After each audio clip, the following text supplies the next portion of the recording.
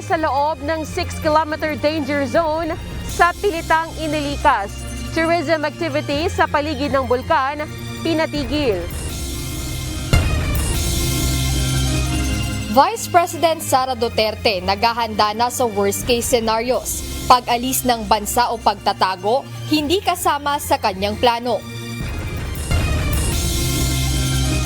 PAGCOR tiniyak na wala ng Philippine Offshore Gaming Operators o POGO sa bansa sa pagtatapos ng taong 2024. 6.352 trillion pesos national budget plan para sa susunod na taon, aprobado na ng BICAM. Pondo ng Office of the Vice President napako sa 733 million pesos.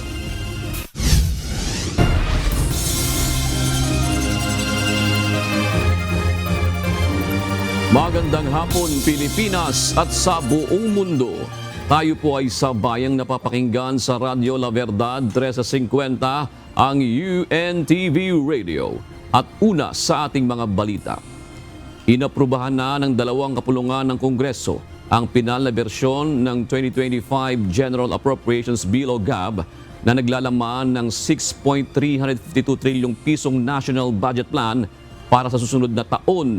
Ilang ahensya ang nadagdagan ng pondo habang nabawasan naman ang iba. Kabilang dito ang pondo para sa ayuda para sa Kapos ang Kita Program o AKAP at Philippine Health Insurance Corporation o PhilHealth. Ito ang balita ni Asher Cadapan Jr. Ikinagagalak kong ibahagi na hindi lamang namin napanatili kundi na pataas ang pondo ng ilang mga mahalagang ahensya kumpara noong nakaraang taon. Inaprubahan na ng Bicameral Conference Committee ang House Bill No. 10800 o ang 2025 General Appropriations Bill. Laman nito ang pagbabahabahagi ng 6.352 trillion pesos na proposed national budget para sa susunod na taon. Sa Bicam meeting, nagkasundo ang Senado at Kamara sa ilang pagkakaiba sa mga bersyong inaprubahan ng mataas at mababang kapulungan ng Kongreso. Batay sa Bicam report, kabilang sa mga nadagdagan nilang pondo ay ang Department of Public Works and Highways o DPWH, Department of National Defense o DND, House of Representatives at ang Office of the President. Habang nabawasan naman sa Bicam ang budget para sa Department of Social Welfare and Development o DSWD at Department of Education o DepEd. Sa defense, tiniyak natin na kayang natin ipagtanggol ang ating soberenya at bigyan ng suporta ang ating mga sundalo. Pagdating naman sa transportasyon, inuna natin ang mas maayos, ligtas at mas mabilis na koneksyon ng mga komunidad mula probinsya hanggang syudad. At sa infrastruktura, sinuguro natin ang pagtayo ng mga moderno, matibay at climate-resistant na mga proyekto na magsisigurong protektado ang mga Pilipino laban sa hamon ng kalikasan. Paliwanag naman ni Senate President Francis Escudero, inaprubahan nila ang alokasyon ng pondo ng pamahalaan alinsunod sa plano ng Pangulo ng bansa. Hindi po dahil sip-sip ang Kongreso, hindi dahil sumusunod lamang at sunod-sunuran lamang ang Senado at Kongreso sa kagustuhan ng Pangulo. Ang lohika sa likod nito ay simple. Binigyan ng malaking mandato ng ating mga kababayan ng Pangulo para ipatupad yung kanyang mga pangako, plano at bisyon para sa ating bansa. Marapat lamang na bilang mga miyembro ng Kongreso, bigyang daan natin na magawa niya yung kanyang pinangako. Sa kabila nito, inaprubahan ng BICAM ang pondo para sa ayuda para sa Kapos ang Kita Program o AKAP na wala sa 2025 National Expenditure Program o NEP. Ang NEP ay ang panukalang budget na inaprubahan ng palasyo para sa susunod na taon. Muling naidagdagan 39 billion pesos na budget para sa AKAP sa 2025 GAB nang dumaan ito sa House of Representatives. Hindi ito inaprubahan pagdating sa Senado at sinunod ang bersyon ng NEP kung saan hindi ito kasama sa popondohan ng gobyerno. Inexplika nila kung bakit ito ay isang paraan na mas makakatulong sa ating mga kababayan. Ito naman ay ating pinakinggan at pinagbigyan rin. Kaya lamang hindi namin pagkasunduan namin na babaan ang pondo para sa AKAP. So yung initial amount na hinihingi ng House na 39 billion, if I'm not mistaken, medyo napababa natin sa about 26 billion or 20 plus billion. Kinumpirma rin ni Senador Poe na hindi na nadagdagan ang pondo ng Office of the Vice President o OVP alinsunod sa napagkasunduan ng mayorya. Inexplika ko naman sa kanila na meron namang pagkakataon yung Office of the Vice President na tumulong pa rin. Meron silang social services allotment na 600 million na pwede nilang gamitin para dyan. Hindi naman sila nawalan at yun nga yung sinasabi ko noong umpisa pa lang, capacitated pa rin sila. Para naman sa pondo ng Philippine Health Insurance Corporation o PhilHealth, inaprubahan lang ng BICAM ang paglalaan ng operating cost para sa naturang state insurer. Paliwanag ng mambabatas, hindi naman nagagamit ng PhilHealth ang subsidiya na ibinibigay ng gobyerno, habang mayroon pa niya itong nasa 600 billion pesos na reserbang pondo. So sa ngayon, ang PhilHealth ay hindi nabigyan ng budget sapagkat kailangan nilang gamitin muna yung kanilang reserve funds na kung nakikita ninyo, marami nang nagagalit dahil hindi nabibigyan ng tamang reimbursement, hindi mabilis ang pagka-reimburse. Sa opisyal na pahayag, sinabi naman ni Senador Risa Ontiveros na obligasyon ng gobyerno na bayaran ang premiums ng mga indirect contributors kabilang ang mga mahihirap, senior citizens at persons with disability o PWD. Kapag anya inabando na ito ng gobyerno, papasan dito ang mga ordinaryong mamamayan na buwan-buwang kinakaltasan ng PhilHealth. Kaya ang zero subsidy anya ay hindi patas, iligal at maaaring hindi nababatay sa konstitusyon. Inaasang pagtitibay ng dalawang kapulungan ng Kongreso ang naturang panukalang budget ngayong araw upang mapirmahan ni Pangulong Ferdinand Marcos Jr. sa December 19 o 20. Asher Cadapan Jr., UNTV News and Rescue. Diyos ang aming sandigan, serbisyo publiko ang aming pinahalagahan. Posibleng sa December 20 lagdaan ni Pangulong Ferdinand Marcos Jr. ang 6.352 trillion peso National Budget Plan para sa taong 2025. Ito ang ipinahayag ngayong araw ni Presidential Communications Office Acting Secretary Cesar Chavez kasunod ng pag-aproba ng BICAM. Gayunman, nilinaw ng opisyal na tentative pa ito at posible pang mabago. Isinusulong sa Kamara ang panukalang batas para higpitan ang alokasyon at paggamit ng confidential funds. Gayon din, papatawan ng parusa ang maling paggamit at misappropriation nito. Ito ang balita ni Ros Zalicos. Ito pong ipinapasa po namin ay paglilimita sa mga ahensya na wala pong kinalaman sa national security, sa peace and order, at intelligence gathering. Nanganak na ng dalawang panukalang batas ang 8 pagdinig ng House Committee on Good Government and Public Accountability sa paggastos ng confidential funds ng opisina ni Vice President Sara Duterte. Isinusulong ng House panel ang House Bill number 11192 upang higpitan ang mga panuntunan sa paggamit ng confidential at intelligence funds o CIFs. Gayun din ang House Bill number 11193 na layong i-regulate at maglagay ng mas mataas na pamantayan sa itatalagang special disbursing officers ng pondong ito. Kapwa magpapataw ng parusa ang dalawang panukalang batas sa mga mapatutunayang mali ang paggamit at misappropriation ng CIFs. Kabilang na ang permanenteng disqualification sa public office ng special disbursing officers o SDO. Ang sa SDO ngayon, basta't ikaw ay pinili ng head of agency, SDO ka na. Kaya nga medyo hinigpitan po natin dahil nakita po natin. At saka dito po, clearly nilagay rin po namin na hindi mo po pwedeng i-delegate yung iyong trabaho bilang SDO.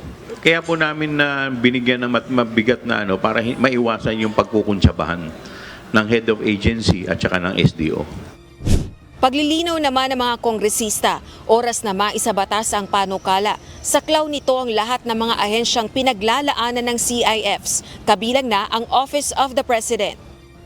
Sa gitna rin ito ng ulat ng Commission on Audit o COA na noong taong 2023, ang Office of the President ang gumastos ng pinakamalaking halaga ng CIFs na umabot sa 4.57 billion pesos. We are expecting that we will have more scrutiny, including dun sa OP. Kasi nga po, we have now yung provisions in the law which would include yung declassification if may notice of disallowance. But we're expecting po that this would widen the scope of scrutiny of the ICFAO, yung Special Audit Unit ng COA. Samantala, tatalakayin pa ng House Committee on Good Government and Public Accountability kung maghahain sila ng panukalang batas upang rebisahin ang Joint Circular No. 2015-01 ng Commission on Audit at Department of Budget and Management kaugnay ng paggamit ng confidential at intelligence funds. Sa susunod na pagdinig ng House panel sa taong 2025, target imbitahan ng mga nangunguna sa COA, DBM, Department of the Interior and Local Government at Department of National Defense upang konsultahin kaugnay ng usapin. Rosa Licoz, UNTV News and Rescue. Diyos ang aming sandigan, serbisyo publiko ang aming pinahahalagahan.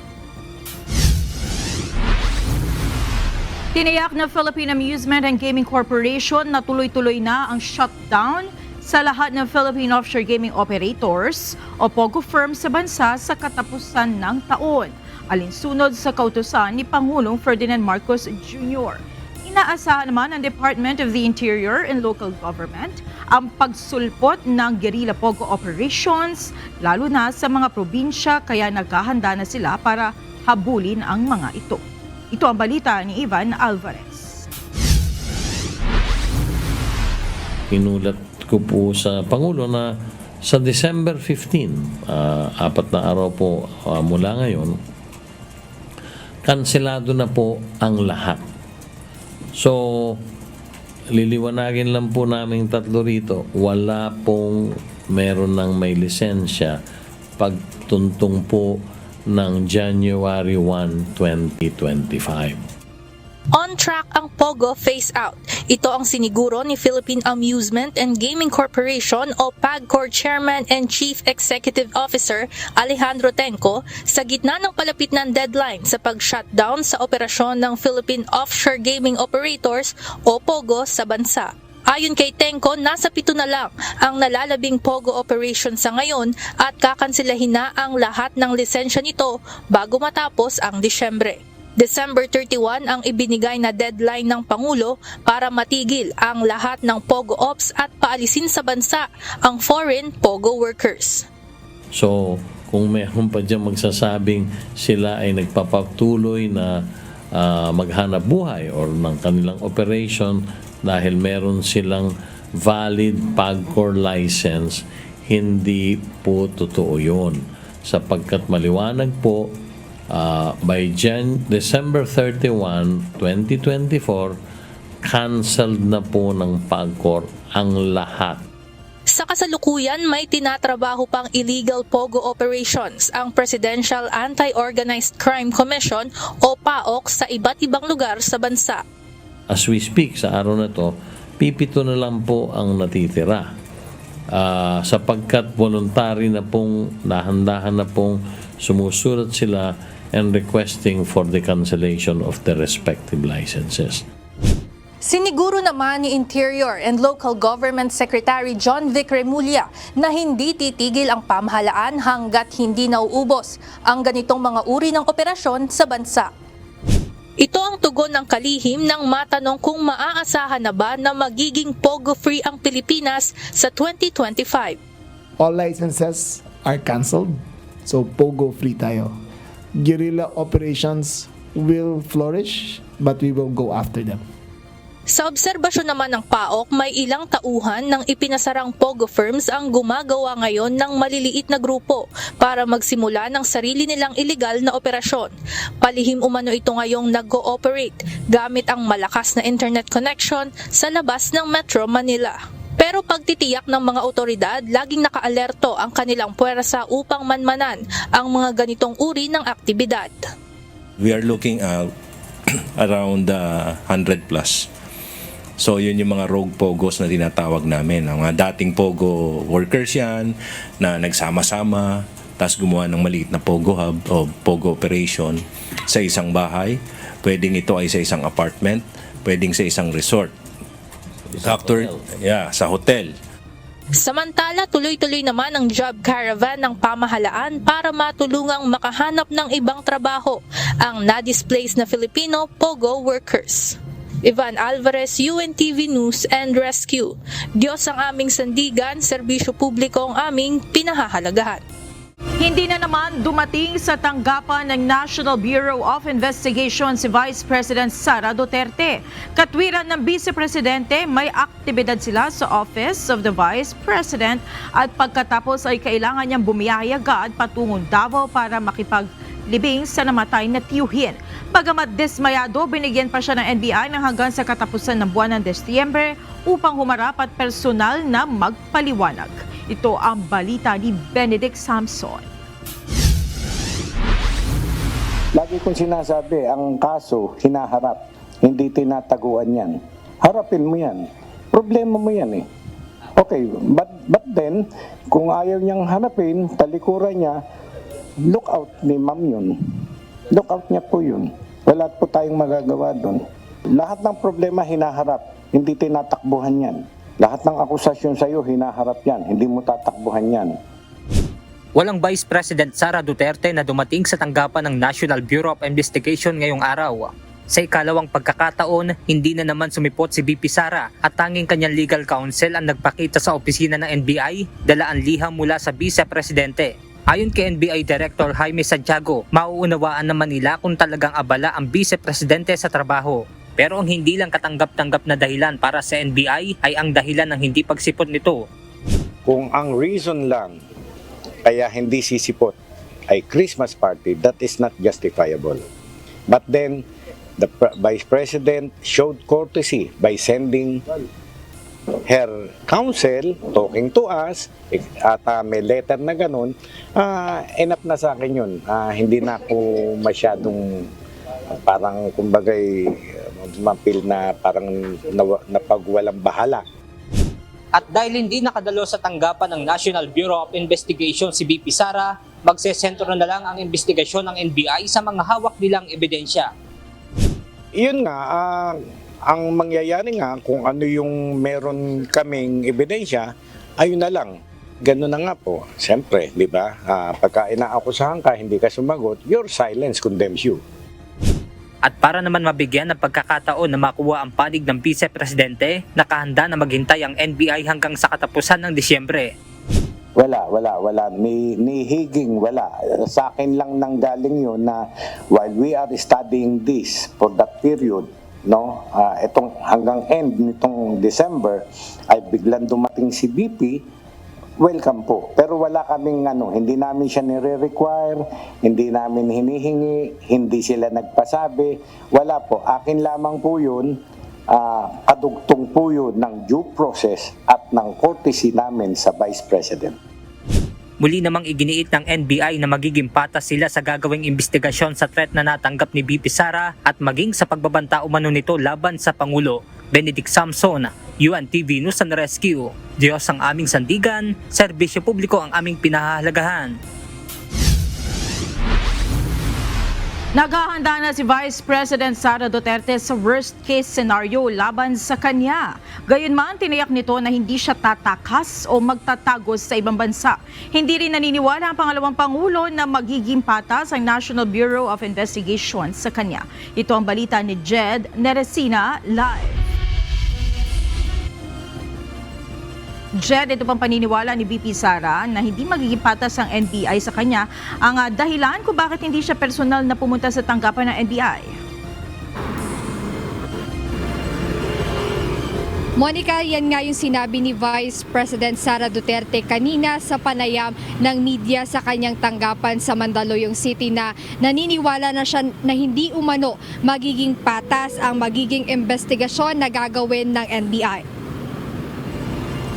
Muling inisa-isa ni Vice President Sara Duterte ang mga opsyon na ibinigay sa kanya ng kanyang abogado gaya ng pagbibigay na lang ng sulat, possession paper o affidavit.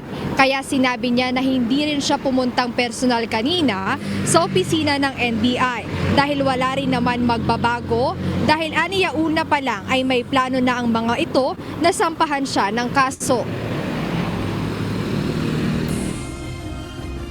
I don't think magiging patas itong investigasyon na ito dahil kung nakita nyo naman yung mensahe ng Pangulo na sinabi niya na ganitong kriminal na mga, sorry hindi ko maalala yung exact words na sinabi, pero sinabi niya in gist, sinabi niya ganitong mga kriminal na gawain na hindi ko palalampasin.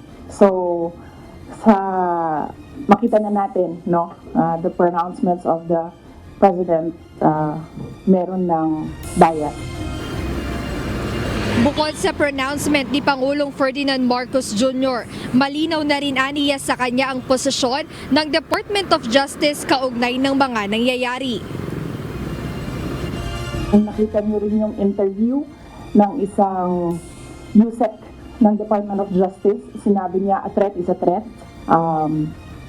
Well, if you're a lawyer, you would argue na no, there's several kinds of threats.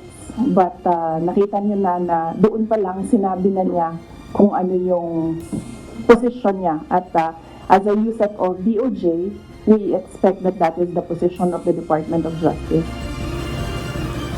Dahil dito binigyang diin ni VP Duterte na pumunta man siya o hindi sa tanggapan ng NBI, naniniwala ang kanyang kampo na magkakaroon at magkakaroon pa rin ng kaso laban sa kanya. Mayroon na umanong desisyon kaugnay rito, kaya inaasahan na rin nila ang worst scenarios gaya ng removal from the office o impeachment complaints laban sa kanya at patong-patong na kaso na hindi na rin nila ikinagugulat.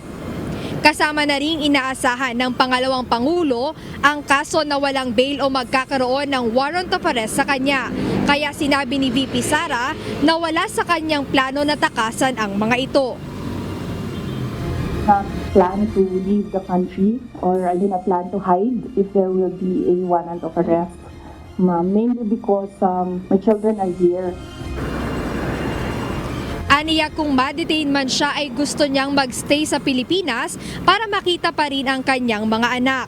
Samantala sinagot din ni Vice President Duterte ang tanong kung kanyang pinagsisihan ang mga nasabi kay Pangulong Ferdinand Marcos Jr., First Lady Liza Marcos at House Speaker Martin Romualdez.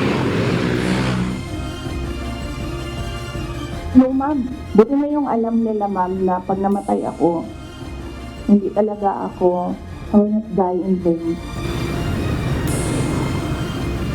Monica, dinagdag din kanina ni Vice President Sara Duterte na pinaghahandaan na rin nila yung impeachment complaints laban sa kanya. Sinabi niya na may team na siya ng mga abogado na nag-aaral kaugnay nito. So inaantay nila yung mga file na impeachment complaint para mapag-aralan nilang isa-isa kung tungkol saan ba yung mga inihaing reklamo o kaso laban sa kanya. Ayan muna ang update, balik sa'yo Monica. Oo, Jed, so nangangahulugan ba ito na hindi na talaga magpapakita si Vice President Sara Duterte sa NBI dahil binigyan siya hanggang sa katapusan ng buwan para magpakita?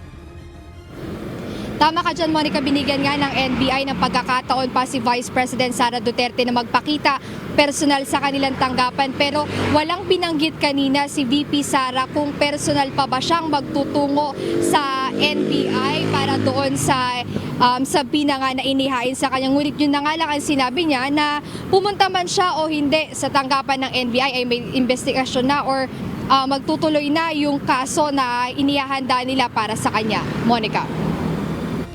Maraming salamat, Jed Neresina, live mula sa Quezon City. Posibleng sa susunod na taon na talakayin ng Korte Suprema ang inihain disbarment case si Secretary Larry Gadon laban kay Vice President Sara Duterte. Ito ang balita ni Dante Amento, live. Dante, bakit sa susunod na taon pa matatalakay ang disbarment case na inihain laban kay VP Sara? Magandang gabi, Monica. Naka-recess kasi, Monica, ang Korte Suprema o wala silang sesyon nang ihain ni Secretary Larry Gadon ang kanyang disbarment case laban kay Vice President Sara Duterte noong nakaraang November 27. Kaugnay nito, ayon kay Chief Justice Alexander Hesmundo, kailangan nang hintayin ang resumption o pagbabalik ng kanilang sesyon sa susunod na taon. When we received that complaint letter, naka-recess na kami at that time. So we have to wait until next year for the resumption of the session. Dagdag pa ni CJ Hesmundo, sa pagbabalik sesyon nila sa January 2025 ay titingnan nila kung kasama ang kaso sa mga matatalakay nila o sa agenda. Hindi pa nairaffle sa isang maestrado ang kasong disbarment kay VP Duterte na inihain ni Gadon. Bukod sa isinampa ni Secretary Gadon, mayroon pang 2 bukod na disbarment cases laban kay VP Sara na nakabinbin ngayon sa Korte Suprema. Ang consolidated disbarment case noong alkalde pa lamang siya ng Davao City at isa pang kaso na isinampa naman ng hindi nagpakilala o anonymous na complainant. The first one is kind of anonymous. Wala namang detalye except sometimes you cannot really look into it clearly unless you have something provided by the complainant. Dagdag pa ni Hesmundo, hindi na rin nila o niya alam kung sino ang partikular na maestrado ang may hawak sa unang 2 disbarment cases. Because the justice assigned usually retires. So hindi pa na-actionan ng I don't know who is the current justice in charge for that, but that is the situation. Pag nag-retire yung justice, nalilipat sa bagong justice. Monica, ang proseso kasi nito, no, kapag ang isang disbarment case, kailangan pag na-file sa Korte Suprema, ay iraraffle yan kung kaninong partikular na maestrado mapupunta. Kung siya yung pwedeng magrekomenda ng aksyon sa Supreme Court en banc na siya namang aaksyonan. So dadaan pa yan sa agenda. At ito nga disbarment case, Monica, na inihain ni Secretary Gadon laban kay VP Sara ay nag-ugat ito noong umano'y pagbabanta ng pangalawang Pangulo sa kina Pangulong Ferdinand Marcos Jr., gayon din kaya First Lady Liza Araneta Marcos at House Speaker Martin Romualdez. At isa nga sa nabanggit ni Secretary Gadon, kapag daw hindi dinisbar ng kataas-taasang hukuman ang Vice Presidente, ay maghahain din siya ng kaukulang impeachment complaint laban sa mga maestrado ng Korte Suprema. Yan lang ang ating update mula dito sa Maynila. Balik sa iyo, Monica. Maraming salamat, Dante Amento.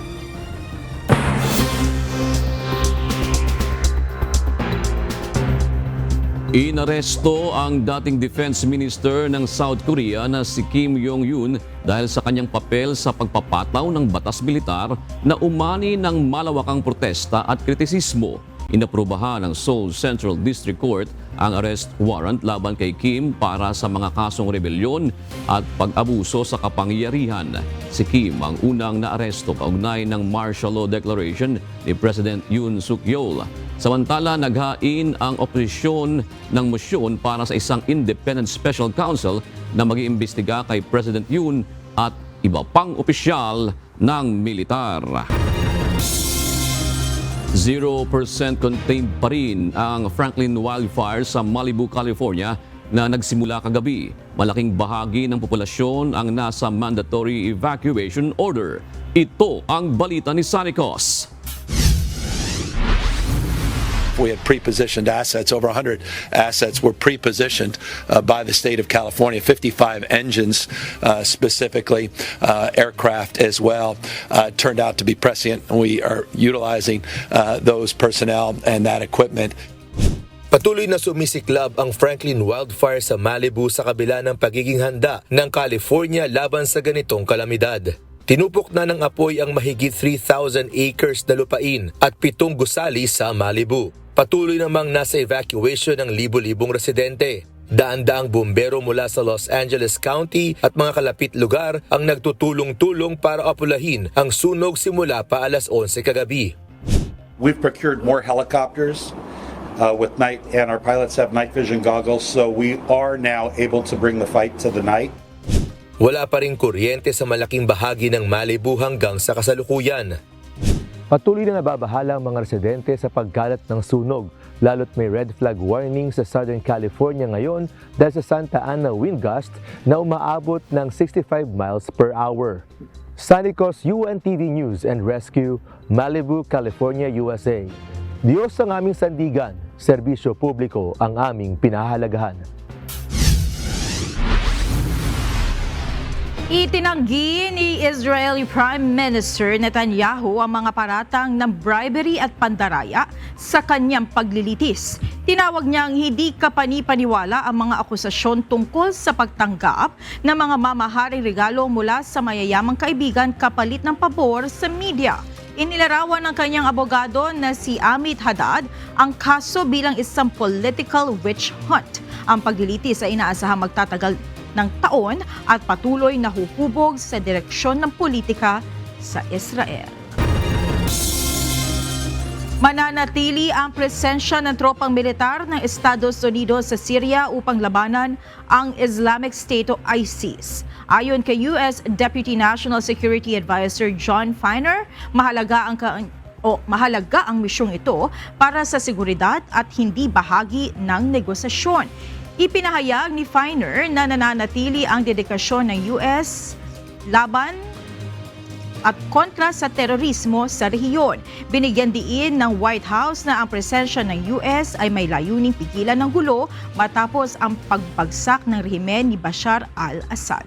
Samantala, susubaybayan nila ang aksyon ng mga rebelding grupo para sa lehitimong pamamahala ng Syria. Marami ang umaasa na tuluyan nang mapapalaya si Mary Jane Veloso pagbalik nito sa Pilipinas. Mismong ang kanyang mga magulang ay gumawa na ng sulat para kay Pangulong Ferdinand Marcos Jr. na humihiling na mabigyan ito ng pardon. Kanina naman inihain sa Kamara ang isang House Resolution upang hikayati ng pamahalaan na pagkalooban ng clemency si Veloso. Ito ang balita ni Rosalie Cos.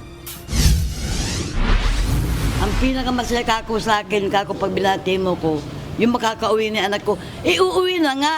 Excited na ang 65 anyos na si Celia Veloso na makapiling ang anak na si Mary Jane sa Pilipinas. Isang overseas Filipino worker o OFW si Mary Jane na halos 1.5 dekadang nakulong at nakapila sa death row sa Indonesia dahil sa drug trafficking charges. Subalit kamakailan, pinayagan ng Indonesia na mailipat sa Pilipinas ang kustodiya kay Mary Jane. Ayon kay Aling Celia, ang makapagluto ng adobo para sa anak ang nais niyang unang magawa kapag nakabalik ito sa bansa at tuluyang makalaya. Meron na po. Ano po? Hindi ko maaari sa isipan ko yung pangarap ng aking anak na mula nung nakulong. Hinahanap po niya adobong baboy na luto ko. Subalit para matupad ito, kinakailangang mapagkalooban ng clemency ng Philippine government si Mary Jane. Patuloy na iginigiit ni Mary Jane na wala siyang kasalanan at pinagdala ng droga ng kanyang recruiter nang wala siyang kaalaman o pahintulot. Ayon sa Administrasyong Marcos Jr., hindi pa malaya at ililipat lamang ng kulungan sa loob ng bansa si Mary Jane. Kaya naman inihain ng Makabayan Bloc lawmakers ang House Resolution No. 2128 upang hikayati ng pamahalaan sa pamamagitan ni PBBM na pagkalooban ng clemency si Mary Jane.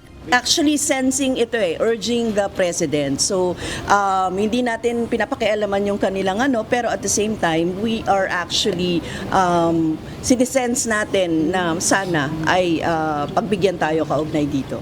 Ayon sa mga magulang ni Mary Jane, wala pa silang impormasyon kung kailan makauuwi ng Pilipinas ang kanilang anak. Subalit nagpasalamat sila sa pamahalaan sa pagtulong sa kaso ng kanilang anak. Umaasa rin silang pagbibigyan ni Pangulong Marcos Jr. ang hiling na clemency upang makapiling nila ang kanilang anak sakto para sa December holiday season.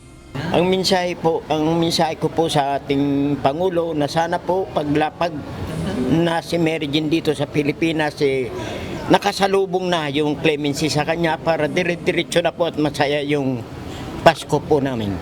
Ayon naman sa mag-asawang Veloso, nakatakda silang pumunta sa Indonesia sa December 15 upang bisitahin ang anak na si Mary Jane. Rosalie Cos, UNTV News and Rescue. Diyos ang aming sandigan, serbisyo publiko ang aming pinahahalagahan.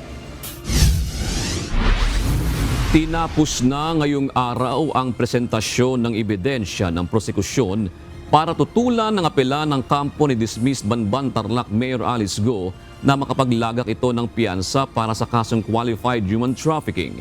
Dahil natapos na ang pagdinig sa petisyon, ihintay na lamang ngayon ang resolusyon kung pagbibigyan o hindi si Go na makapag-bail. Ito ang balita ni Ryan Lacalale. Ongoing kami ng formal offer of the documents for the prosecution. And yun yung the last day kasi ng presentation ngayon, so submitted for resolution yung petition for bail namin. Submitted for resolution na ang petition for bail o paghahain ng piyansa ni dismiss Bamban Mayor Alice Go para sa kasong qualified human trafficking. Ayon kay Attorney Nicole Hamilla, legal counsel ni Go, huling araw na ngayon ng presentasyon ng ebidensya ng prosekusyon para tutulan ang kanilang petisyon. Dahil lumampas na sa itinakdang araw matapos ang unang pagdinig sa petisyon, inaasahan na anumang araw ay lalabas na ang resolusyon ng korte. We understand na maraming concerns, maraming accused, marami ding mga witnesses na present si prosecution. So, hindi kakayanin or hindi na kaya talaga kasi tapos na yung 30-day period. So, I think I can't say kung kailan, pero anytime siguro from today or from submission is anytime yon, lalabas na lang yon, and hindi kami ipapatawag noon, bigla na lang mag-i-issue ng resolutions ang court. Ang qualified human trafficking ang tanging kasong kinakaharap ni Go na walang piyansa. Gayunman, naghain ng petisyon ang kanyang abogado dahil wala umanong matibay na ebidensya na nagtuturo na sangkot ito sa human trafficking. Without going into details, wala naman pong ebidensya na nagtutukoy talaga na sangkot yung aming kliyente. So that's our main concern or that's our main defense talaga. Dumalo sa pagdinig si Go via video conferencing. Sa ngayon ay nasa maayos na kalagayan naman si Go sa BJMP, bagamat nagkakaroon lang ito ng ubo dahil sa panahon. Ngunit nangangamba pa rin ito na manatili siya sa kulungan ngayong holiday season. Nagwo-worry kasi syempre September siya na-detain, so that's October, November, December. So 3 months. Tapos of course magpapasko. So yung feeling na detain siya or may possibility na ma-detain siya during the holidays is nandun yung worry or burdensome and stress talaga sa kanya. Ryan Lacanlale, UNTV News and Rescue. Diyos ang aming sandigan, serbisyo publiko ang aming pinahahalagahan. Sa Pilitinang inilikas ng lokal na pamahalaan ng Canlaon City ang mga residenteng sakop ng 6-kilometer danger zone. Samantala, sinuspindi na rin ng Department of Tourism ang lahat ng mga tourism activities sa mga lugar na apektado ng abo na ibinuga ng bulkan. Ito ang balita ni Lalaine Moreno live. Ayong gabi, Lalaine. June, magandang gabi. Naglabas nga ng kautusan ng forced evacuation itong lokal na pamahalaan ng Canlaon City para pwersahin na talagang lumikas itong kanilang mga residente na sakop ng 6-kilometer danger zone. Kabilang dito ang mga barangay ng Linuthangan, Masulog, Pula, Malaiba at Lumapaw. Mayroon kasing ibang mga residente na hindi pa rin lumikas dahil ang katwiran umano nila ay hindi naman sila direktang naapektuhan itong pagsabog ng bulkang Canlaon itong Lunes.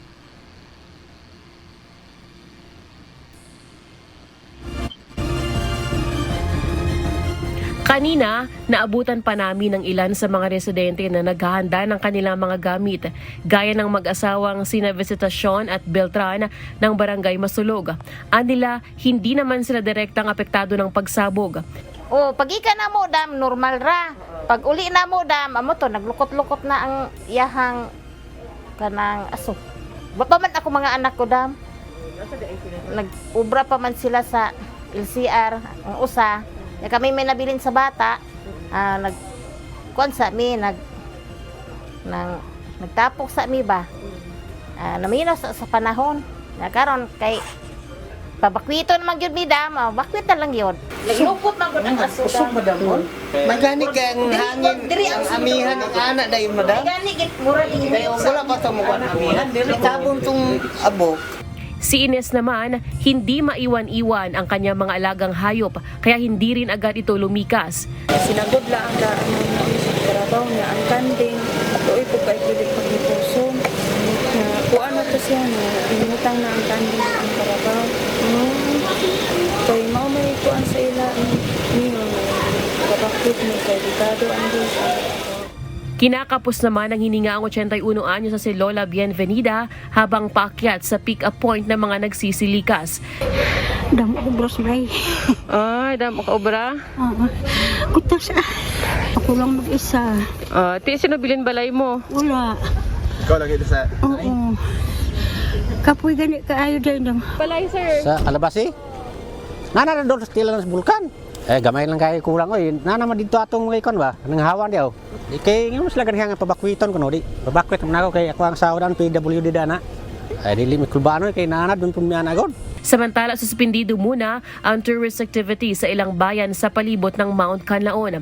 Ayon sa Department of Tourism, matinding ashfall ang nararanasan particular na sa La Castellana, La Carlota City, Bagos City at Murcia sa Negros Occidental. Ganon din ang Canlaon City.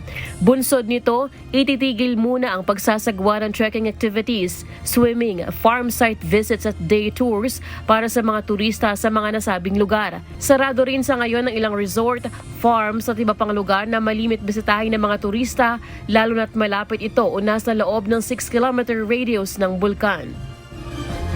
Samantala, June, ayon naman sa DOT ay wala namang turista na nasaktan o na-stranded dahil sa pagsabog ng bulkan at pinaalalahanan naman ng mga turista o bibisita pa sa ilang lugar sa Negros Occidental o sa mga lugar na apektado ng pagsabog ng bulkang Mayon ay kung maaari ay iwasan muna ang mga lugar na ito para maiwasan nila ang maging epekto ng pagsabog ng bulkan. At ayon naman sa PHIVOLCS sa nilabas na bulletin ng PHIVOLCS kaninang umaga, sa nakalipas na 24 hours ay pagtala ng dalawang pagbuga ng abo itong bulkang Canlaon na umaabot sa mahigit 11 minuto.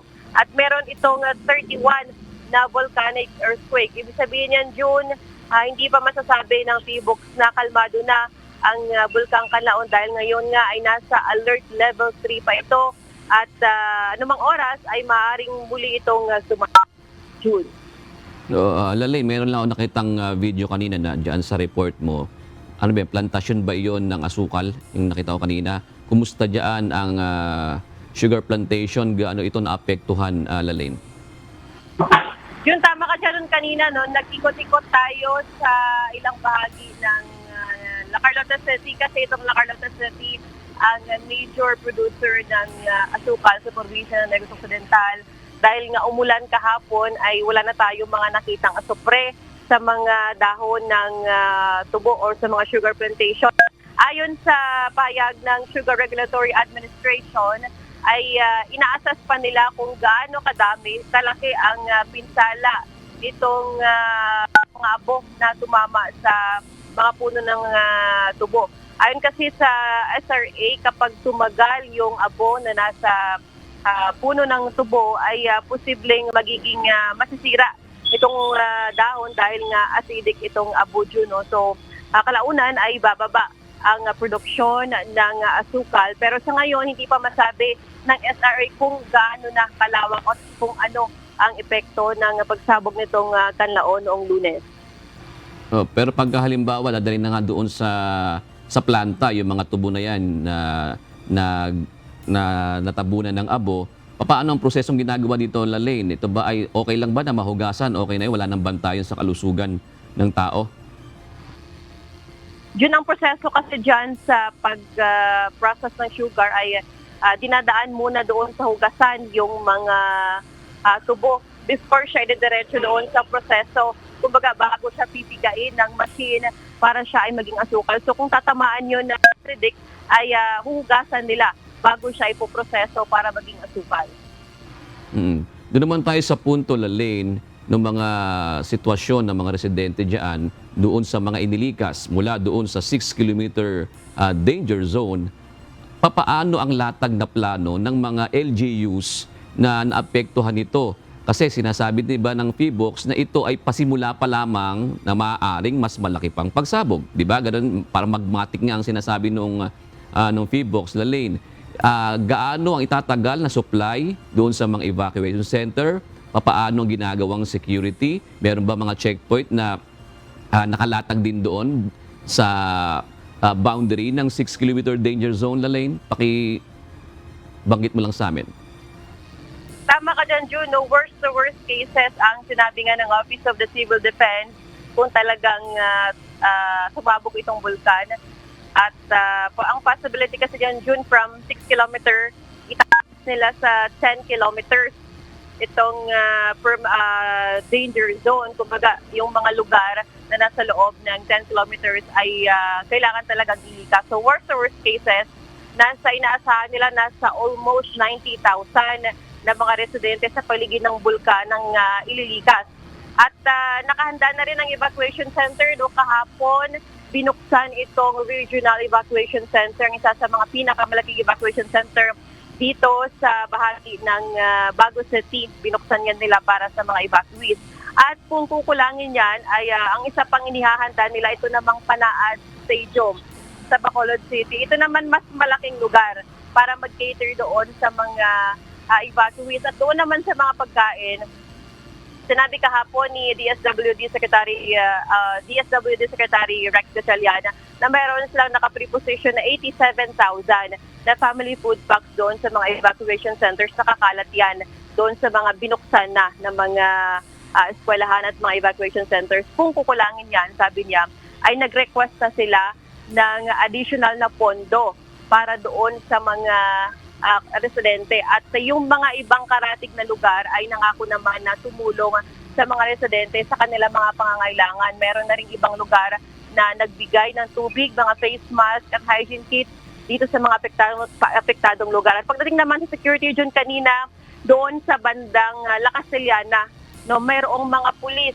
na nagbabantay sa lugar para matiyak na wala ng mga residente na makapasok doon. At doon naman talaga sa pinuntahan namin sa Barangay Masulog, part ng Canlaon City, may mga army at mga pulis na talagang pinuntahan nila isa-isa ang bahay ng mga residente para ilikas sila doon sa safe na lugar na hindi sakop ng 6-kilometer danger zone. Kasi kanina nakausap natin ng ibang mga residente kung talagang hindi sila pipilitin na lumikas, ay talagang hindi sila lilikas dahil nga ayon sa kanila, ay sanay na sila na gano'n na aktibidad ng Bulkang Canlaon. At may iba naman na hindi nila maiwan-iwan yung kanilang mga ari-arian, pati yung kanilang mga alagang hayop, kaya hindi agad sila makalikas. Pero kanina naman, good thing naman, June, ay nag-cooperate naman sila sa mga army. Ayon nga sa pulis at sa AFP ay hanggang mamayang alas 6 hanggang alas 7 sila mag-aantay sa lahat ng mga residente na gusto pang lumikas sa mga evacuation centers. Sige, Lalaine, basta lagi tayong wag magpapakampante, wag malapit sa bulkan. Maraming salamat, Lalaine Moreno, live na nag-uulat mula sa La Carlota City. Pinaghahandaan na ng Office of Civil Defense ang worst case scenario sakaling tumindi ang pagputok ng Bulkang Canlaon. Sa pagtaya ng OCD, nasa mahigit 139,000 na individual ang ililikas kung itataas sa 10 kilometer ang danger zone sa palibot ng bulkan. Ito ang balita ni Benedict Samson, live. Magandang gabi, Benedict. Ano-ano bang hakbang ang gagawin ng OCD sakaling ang itaas na sa 10 kilometer danger zone ang palibot ng bulkan? Magandang gabi, June. Una nga gagawin ng Office of Civil Defense yung nga karagdagang mga evacuation center at maging yung mga eskwelahan na paglilikasan nga nitong mga nasa 139,000 na individual. Sa isang press briefing na ginanap sa Office of Civil Defense, nasa mahigit 139,000 individuals ang posibleng ilikas sakaling iakyat sa 10 kilometer ang permanent danger zone sa palibot ng Bulkang Canlaon. Ayon kay OCD Deputy Administrator for Administration Education, Assistant Secretary Bernardo Rafaelito Alejandro Deport, inihahanda na nila ang mga evacuation centers. So that will require additional evacuation centers, require additional food assistance and the likes, no? Kasi hindi naman yan after mag-erupt ay babalik na sila kaagad. We still have to assess what happened doon sa mga areas na tatamaan ng worst case scenario or yung very violent eruption. Kung sakaling maging 10 kilometer ang permanent danger zone, madaragdagan ang mga barangay na maapektuhan mula sa mga bayan ng Bagos City, La Carlota City, La Castellana, Murcia at San Carlos City sa Negros Occidental at Canlaon City naman sa Negros Oriental. Ayon naman sa Philippine Institute of Volcanology and Seismology o PBOX, sa ngayon ay malabo pa nila na maibaba ang alert level ng Canlaon Volcano. We assess this on a day-to-day basis. Tinitingnan natin if there are uptrend dun sa mga parameters na tinitingnan natin, binumonitor natin, then we stay put on alert level 3. But kapag walang significant event na mangyari, we lower this alert level 2. But as to kung magagawa natin ito before December 25, Pinangangambahan din ng ahensya ang pangmatagalang epekto ng lahar lalo na sa mga taniman. Muli namang nagpaalala ang OCD at PBOX na panatilihing magsuot ng N95 face mask upang maiwasan ang sakit na maaaring idulot ng pagkasinghot ng abo mula sa bulkan. Yun sa tayangan ng Office of Civil Defense ay nasa 50% na nga yung target nila ang pamilyang ilikas. Yun nga nailikas na mula sa Region 6 at Region 7. At yan muna ang ating update mula rito sa Quezon City. Balik sa inyo dyan, June. Maraming salamat, Benedict Samson, live na nag-ulat mula sa himpilan ng OCD sa Quezon City. Umabot na sa 24 na barangay ang apektado ng pagputok ng bulkang Canlaon. Ayon sa Philippine National Police, nasa 3,820 pamilya na ang naapektuhan at nananatili sa evacuation center. Ito ang balita ni Lea Ilagan. May mga nakadeploy na po tayo, ma'am. Close to 400 na po yung personnel po nating nakadeploy. Particularly, ma'am, doon sa mga affected areas because nag-implement po yung local government po ng mga preemptive evacuation po. At kasama po doon sa deployment po natin yung mga tao po natin na nandun po sa mga evacuation center. Handang dagdagan pa ng Philippine National Police ang 400 tauhan na nakadeploy sa mga lugar na apektado ng pagputok ng Bulkang Canlaon sa Negros Island. Ayon kay PNP Public Information Office Chief, Police Brigadier General Jean Fajardo, sa ngayon, nagpapatupad pa rin ng forced evacuation ang PNP sa mga residente na nasa loob ng 6-kilometer permanent danger zone. Normally, sir, as a matter of procedures po, nakakaroon po muna ng announcement po through the use of public address po. Kung mapansin niyo po, may isang pulis po tayong may hawak po dyan ng megaphone. Ina-announce po yun na pursuant po sa recommendation po ng mga concerned agencies ay kailangan po silang i-evacuate po doon sa mga critical areas at bibigyan po sila ng pagkakataon na kumuha po ng mga ilang gamit. Sinabi pa ni Brigadier General Fajardo na umabot na sa 24 na barangay sa Bagos City ang apektado ng pagsabog. Higit na naapektuhan ang mga barangay ng Mailum, Ilihan, Maaw at Binibuhan. Umakyat na rin sa 3,820 na pamilya o 12,720 na individual ang nasa loob ng 25 evacuation centers. So nandyan po yung mga pulis po natin, particularly dun sa mga affected areas. Ay naka-ready po at may mga naka-standby din po tayong mga police in case there is a need to increase po yung deployment po natin ng PNP, particularly doon po sa mga affected areas po. Bukod sa mga sibilyan, mayroon ding 15 miyembro ng PNP sa La Carlota at Ponte Verde ang naapektuhan ng pagsabog ng bulkan. Dagdag ng general, base sa tala ng PNP, umakyat na rin sa 215,000 na halaga ng mga ari-arian ang naapektuhan sa lugar. Tiniyak naman ng PNP ang patuloy na pagdideploy ng mga assets at manpower upang umalalay sa mga apektadong residente. Lahat po ng available po na personal and mobility assets, including po yung mga nearest probinsya po na hindi mga affected, para maka-augment po tayo doon sa needs po ng mga affected municipalities and barangays po. Bukod sa pagbabantay sa mga evacuation center, nagsasagawa rin ng patrolya ang mga pulis sa mga barangay kung saan lumikas ang mga residente upang matiyak na hindi magkakaroon ng nakawan. Leia Ilagan, UNTV, News and Rescue. Diyos ang aming sandigan, serbisyo publiko ang aming pinahahalagahan.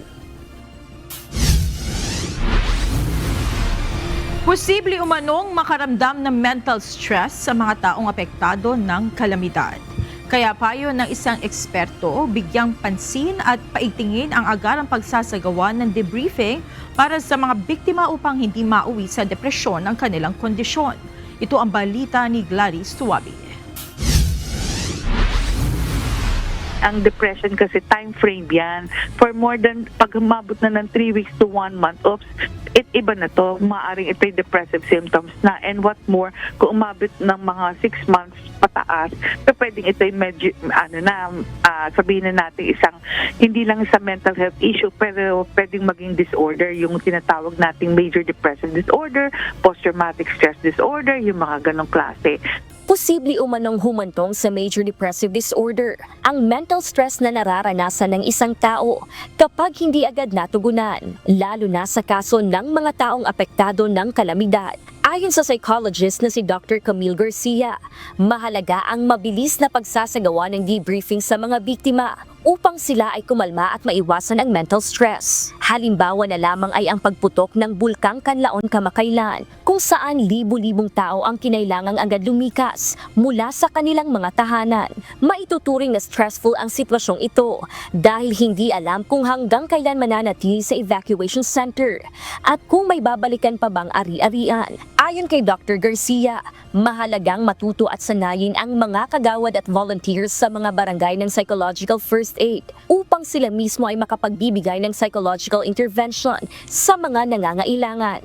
Malaking factor kung lahat ng mga nasa barangay level ay mabigyan ng pagkakataon na matuto ng mga psychological intervention or yung psychological emergencies wherein sila mismo ang makakapag-debrief na makakausap nila to extinguish or hindi man extinguish pero ma-diminish or ma-minimize yung talagang nararamdaman na sobrang takot, sobrang pag-aalinlangan sa buhay nila, sobrang na-depress dahil nawala yung bahay nila or nawalan sila ng mahal sa buhay. Napaka-importante ng debriefing wherein kahit papaano yung isang tao ay magiging panatag at magiging matatag para harapin kung ano man yung ganitong klaseng experience nila, kung bagyo, lindol o lalo na yung pagsabog ng bulkan.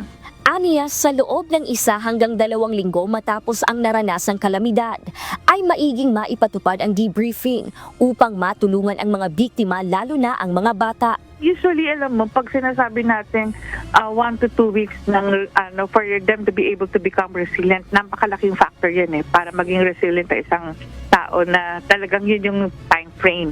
Dapat within 1 to 2 weeks maka-ahon or maka-move on ng isang tao. Pero alam mo, isa sa pinakamabilis na maging resilient sa ganyang pagkakataon, mga bata.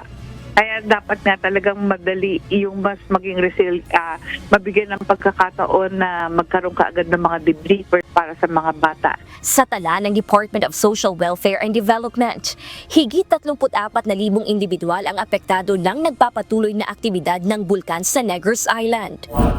Bagaman may ilan sa mga residente ay nagsasabing sanay na sila sa ganitong pamumuhay, ang lumikas at lumipat sa tuwing nag-aalboroto ang bulkan, hindi pa rin ito sapat na dahilan upang ipagsawalang bahala ang kanilang mental health. Una nang sinabi ng DSWD na bukod sa pagtugon sa pangangailangan sa pagkain at iba pang relief items, kasama rin sa kanilang programa ang pagbibigay ng psychosocial support para sa mga biktima ng kalamidad upang matugunan ang kanilang mental health concerns at tulungan silang makabangon. Gladys Tuwabi, UNTV News and Rescue. Diyos ang aming sandigan, serbisyo publiko ang aming pinahahalagahan. Tinuligsan ng mga transport group na Manibela at Piston ang muling pagpapalawig ng Land Transportation, Franchising and Regulatory Board o LTFRB ng Provisional Authority ng mga tradisyonal na jeep hanggang sa katapusan ng 2025. Ayon sa mga grupo, kailangan pa rin ang mga lumang jeepney dahil kukulangin ang masasakyan ng mga pasahero kaya giit nila na payagan silang muli ng mag-renew ng prangkisa na 5 taon ang bisa. Ito ang balita ni JP Nunez. Nakita natin na nilanya ni LTFRB doon sa memorandum circular yung kapalpakan nila. Kasi sila na mismo nag-extend itong provisional authority natin. Kahit umuusad na ang Public Transport Modernization Program o PTMP na naglalayong palitan ng mga modernong jeepney ang mga tradisyonal na jeep, naniniwala ang mga transport group na Manibela at Piston na palpak pa rin ang implementasyon nito hanggang ngayon. Ito'y kasunod ng paglalabas ng Land Transportation Franchising and Regulatory Board o LTFRB ng Memorandum Circular para muling i-extend ang provisional authority ng mga tradisyonal na jeep. Ayon sa dalawang grupo, hindi totoo ang datos na sinasabi ng LTFRB na umaabot na ng higit sa 80% ng public utility vehicles ang pumasok sa consolidation. Paliwanag ng chairman ng Manibela na si Marval Buena at National President ng Piston na si Modi Floranda, mas marami pa ring mga tradisyonal na jeep ang pumapasada sa kalsada. Dito nakikita natin na yung datos na sinasabi nila kahit pagsama-samahin pa nila yung 80%, 90%, kulang na kulang. Dahil napakaraming mamamayan na nangangailangan ng pampubliko ng pang-asang transportasyon. Talagang yung pinagyayabang ng LTFRB na 83% ay talagang hindi pa nila nakukumply. Ayon pa sa Piston, hindi rin agad ma-phase out ng gobyerno ang mga lumang jeepney dahil wala namang sapat na ipapalit ng mga bagong unit ng modern jeep. Sa huli, ang mga pasahero nila ang maaapektuhan kung kukulangin ng masasakyan. Talagang hindi nila basta-basta matatanggal yung ating mga traditional jeep sapagkat magsasuffer yung ating pangkinumiyang kalagayan. Dahil siyempre, pag tinanggal mo yung malaking bulto na serbisyo sa mamamayan, saan sasakay yung ating mga mamamayan? Ayon sa mga transport group na Manibela at Piston, bago matapos ang taon ay posible silang muling magsagawa ng malawakang protesta o tigil pasada. Muli nilang igigiit na payagan ang mga individual na operator na makapag-renew ng kanilang mga prangkisa na may bisang 5 taon. Sa Memorandum Circular Number 2024-043 na inilabas ng LTFRB, palalawigin ang provisional authority ng mga traditional na jeep hanggang sa December 31, 2025. Sakop nito ang mga jeep na nagpasa ng intent of consolidation hanggang noong huling deadline nitong November 29, 2024. Kasama sa paliwanag ng LTFRB sa memorandum na kailangang i-extend ang PA dahil sa dami ng mga papeles na kailangang i-review ng ahensya mula sa kanilang central office at regional offices. Merong effectivity date ang memorandum noong December 9, araw ng Lunes. Pirmado ito ni LTFRB Chairman Chofilo Guadis III, Board Member Engineer Isagani Victorio, Board Member Attorney Joshua Viray at Executive Director Attorney Robert Paig. Kumpara sa prangkisang ini-issue ng LTFRB na may 5 taong bisa at naaayon sa konstitusyon, ang Provisional Authority ay pansamantala lamang at ang mga opisyal lang ng LTFRB ang magdedesisyon kung palalawigin pa o hindi na. JP Nunez, UNTV, News and Rescue. Diyos ang aming sandigan, serbisyo publiko ang aming pinahahalagahan.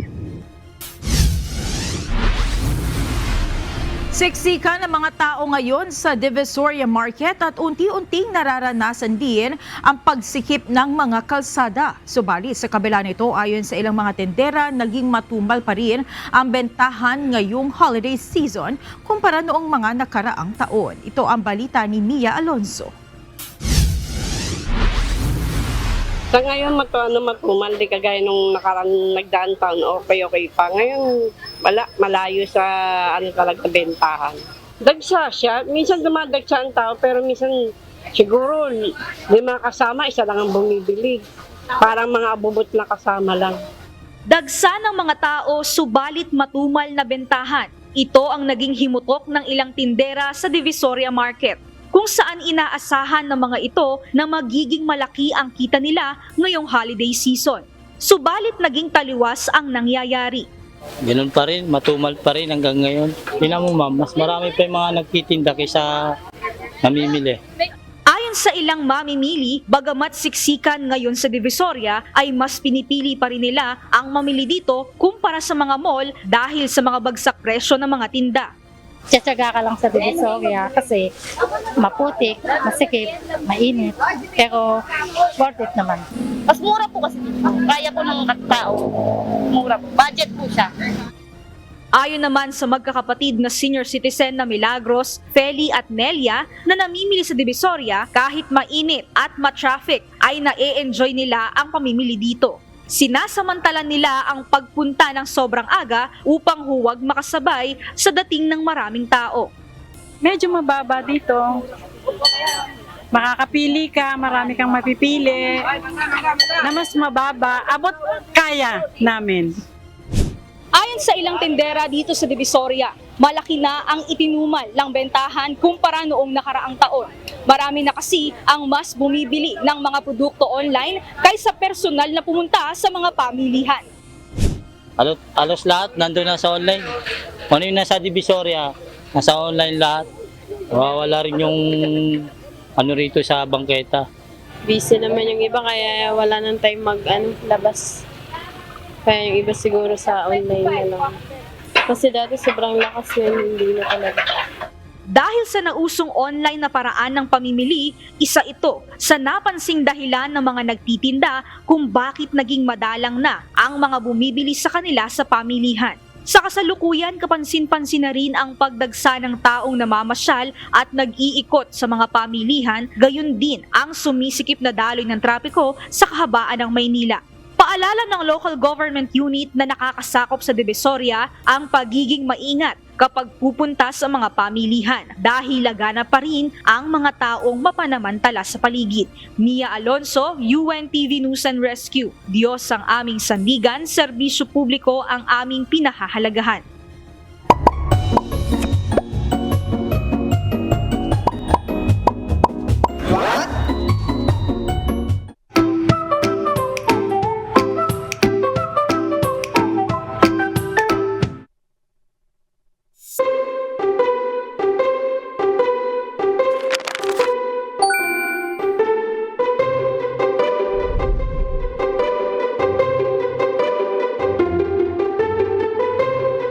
Dagdag kaalaman po, gusto mo bang maging masaya, mas malusog at mas energized? Isa po ang pinapayo ng mga eksperto na dapat nating gawin ang mag-sightseeing.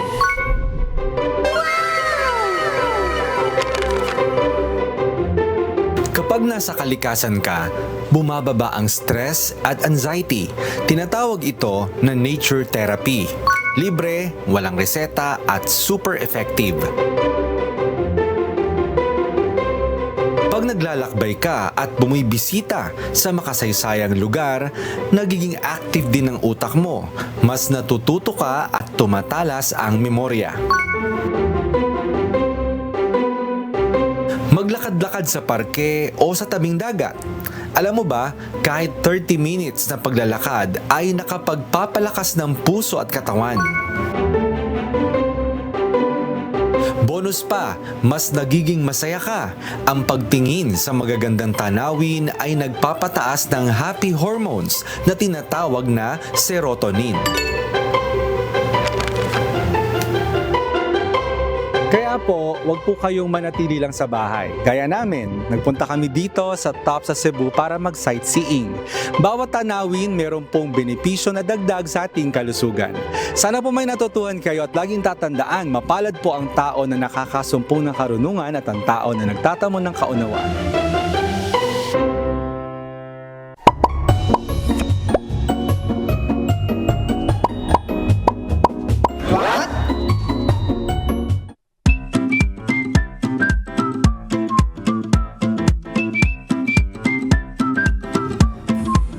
malungkot pa yung mga tindera sa Divisoria.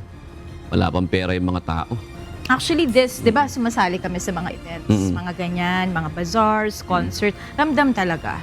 This year, kung ikukumpara sa last year, mararamdaman talaga yung parang bumaba yung, I don't know kung purchasing power ba ang bumaba o talagang nagtitipid lang ang mga tao this year. Siguro, pareho. Pareho. Kasi pwede. titipirin yung tao. Kasi mas, practical na. Mas maraming naging practical ngayon dahil nga sa hirap ng buhay. Inflation. Kanina nga, kumain ako ng prito. Walang kamatis na sausawan eh. Ay, ang mahal kasi ng kamatis. Alam na alam mo, ha? Siyempre. Kano ba kilo ng kamatis sa inyo? Di ba ang average 160 ngayon? Sabi 200. So mura na pala yung nakukuhanan namin. 180 sa Pasig, Mega Market. 180. Oo. Doon sa kinukuha na namin, 160. Pero kasi kung ikukumpara nung mga nakalipas sa buwan, hindi naman ganyan kamahal. Pero dahil din kasi doon sa sunod-sunod na bagyo na naranasan natin, kaya tumaas yung gulay. Pero yun nga, na-timingan pa na ngayong holiday season. Kaya yun, konting tiis-tiis lang. Kaya nga, sige. Buti pa to si Myong, walang problema sa buhay eh. Sige, narito po ang ating mga kausi ngayong araw po ng Miyerkules. Miyerkules na pala. Salamat po at shoutout kina Debbie Asioche, Elvira Labis. Ito maganda, Labis. Hindi kulang to. Mas maganda ito susunod. Rolando. Mas Ayaman. maganda yan. Ito, yung sa Labis, ito naman mayaman to. Si Rolando, salamat po. Salamat din kay Marjo Revecho, Christian Collard at George, paano ba to? Freeze. Ayan, maraming salamat po. At para po sa ating mga kasambahay, kung may mga istorya po ko yung nais balikan sa Ito Ang Balita, pwede niyo po ito muling mapanood sa aming mga official social media account. Magtungo lamang po sa UNTV News and Rescue YouTube channel at i-click ang subscribe button. Gayon din sa aming Facebook at TikTok accounts. Mapapanood nyo rin po rito ang iba pang news programs ng UNTV, pati na ang iba pang video ng nag-iisang public service channel. Kaya subscribe, like, and share. Narito naman ang salita ng Diyos na ating sandigan mula sa aklat ng Efeso 5:15 na nagsasabi, "Mag-ingat nga kayong lubos kung paano kayo lumalakad. Huwag gaya ng mga mangmang, kundi gaya ng marurunong."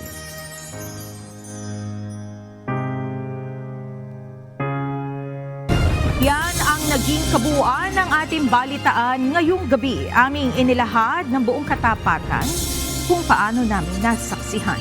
Kayo po'y makapagtitiwala ng aming nakita at narinig, ang aming ibinabalita. At dito po sa UNTV, Diyos ang aming sandigan, serbisyo publiko ang aming pinahahalagahan.